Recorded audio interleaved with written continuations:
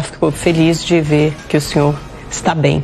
Ministro, só para girar um tema um pouquinho, para a gente cobrir o máximo de áreas possível, o senhor teve com o presidente Bolsonaro na semana passada em Aparecida, 12 de outubro, aniversário da padroeira do Brasil, e houve muitos casos de hostilidade, ataques. Primeiro, a Dom Orlando Brandes, quando ele fazia sua homilia, o arcebispo de Aparecida, ele foi atacado por apoiadores do presidente Bolsonaro que estavam do lado de fora, foi vaiado, na verdade. Depois, uma equipe da TV Aparecida atacada também. O Dom Odilo Scherer, que é arcebispo de São Paulo, tem sido criticado nas redes sociais por causa da sua indumentária, suas vestes vermelhas, como se elas fizessem algum tipo de associação com o partido político. Sabemos que isso não é verdade, né? Faz alusão ao sangue, ao martírio, ao sacrifício de Jesus Cristo. Essa exploração excessiva da fé durante essa campanha, o senhor não acha que isso passou de todos os limites? Eu estava até ouvindo uma entrevista do Dom Odilo Scherer essa manhã e ele dizia que depois disso os partidos políticos passam, os governos passam, mas a religião fica.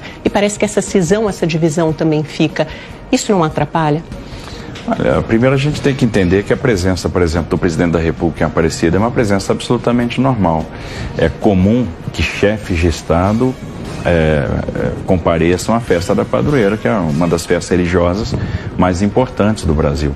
É comum que candidatos compareçam também, a gente viu isso ao longo de toda a história política brasileira.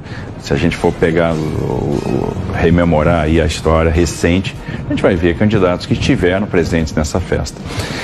Eu acho que o presidente não pode ser responsabilizado por excesso de um apoiador ou outro que porventura não saiba se comportar e não entenda a importância daquela festa.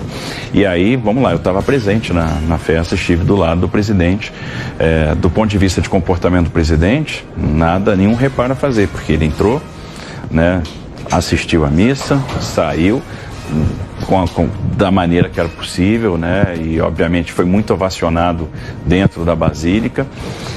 Do lado de fora você tinha apoiadores dos dois lados, né? Você tinha gente que também contrária ao presidente, que também não se comportou de forma adequada, enfim. E entendo que não está havendo exploração da fé. Você tem um presidente que é cristão, né, um presidente que defende valores da família, defende valores cristãos, valores que são comuns à pauta dos cristãos, e eu acho que professar a fé, mostrar a sua veia religiosa não é problema nenhum.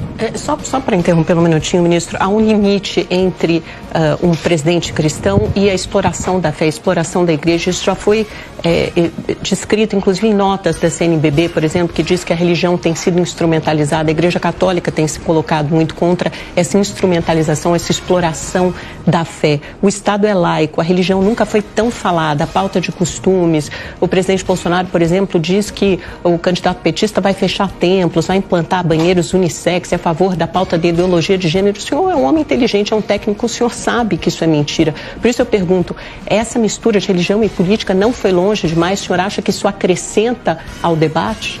Não acho que esteja indo longe demais. Eu acho que o que está no debate é o seguinte, que valores a gente quer para a nossa sociedade. No final das contas, o Estado é laico, o presidente é cristão, eu sou cristão, e aí como cristão você tem uma corrente de pensamento que você tem que defender. Por exemplo, sempre vem à tona a discussão acerca da legalização do aborto. O cristão defende a vida desde a concepção, então se você tem uma linha cristã, você vai ser contra o aborto. A gente se posiciona, por exemplo, contra a liberação das drogas. Então existe uma linha na pauta progressista, na pauta de esquerda, que é contra valores que nós defendemos. Por exemplo, a gente enxerga a droga como um câncer na sociedade.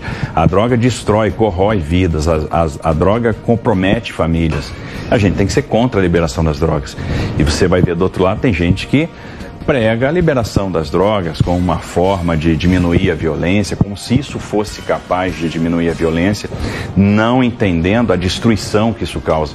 É só ir passar uma tarde na Cracolândia para ver aquelas pessoas que perderam a sua capacidade de autodeterminação. O que a droga fez com aquelas pessoas? Como é que aquelas pessoas agora saem dessa situação? Como é que você vai recuperar esses dependentes químicos? O sofrimento que as famílias passam por ter uma questão como a liberação das drogas. Então a gente é contra. Absolutamente contra a liberação das drogas, absolutamente contra a liberação do aborto. E não tem jeito, num debate eleitoral, essas questões têm que vir à tona, porque a sociedade tem que escolher que caminho que ela vai tomar. Então, eu acho que essa discussão é absolutamente normal nesse período de eleição